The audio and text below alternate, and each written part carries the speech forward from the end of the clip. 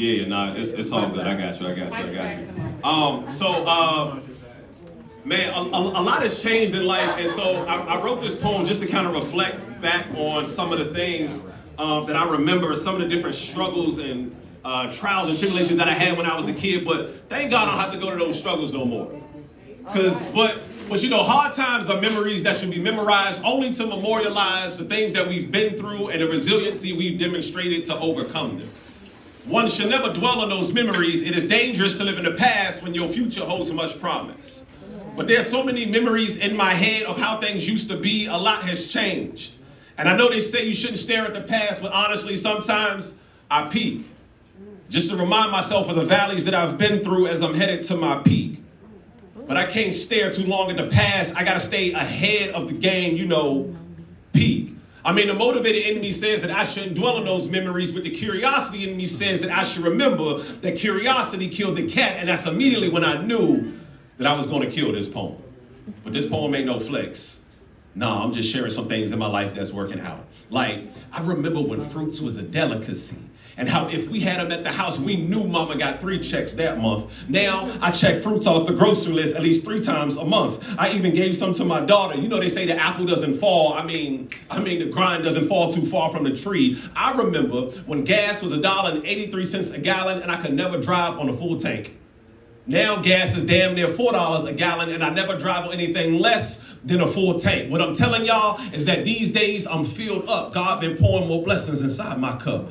Overflow. I'm talking business. Overflow. Relationships. Overflow. Cash. Overflow. I'm only interested in having conversations with people who are trying to be progressive. Once they start talking anything else, guess what? Conversation over. Flow. No, I remember no seats at the table.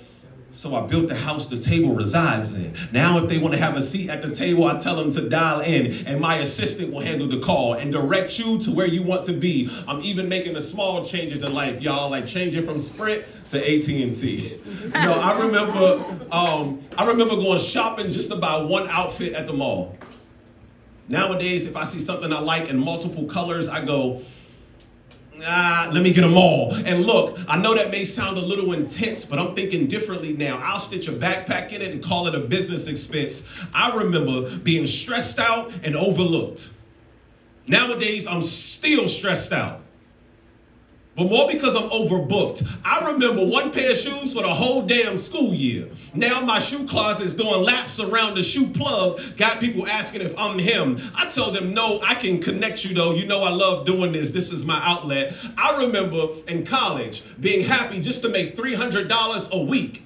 Nowadays, if I do less than $300 a day, y'all, I'm weak. Especially when I know I charge more than $3,000 an hour just to speak. But this poem ain't no flex. I'm just sharing some things in my life that's working out. No more trading time for money. Nowadays, I spend more money to buy back my time. Oh, how times have changed.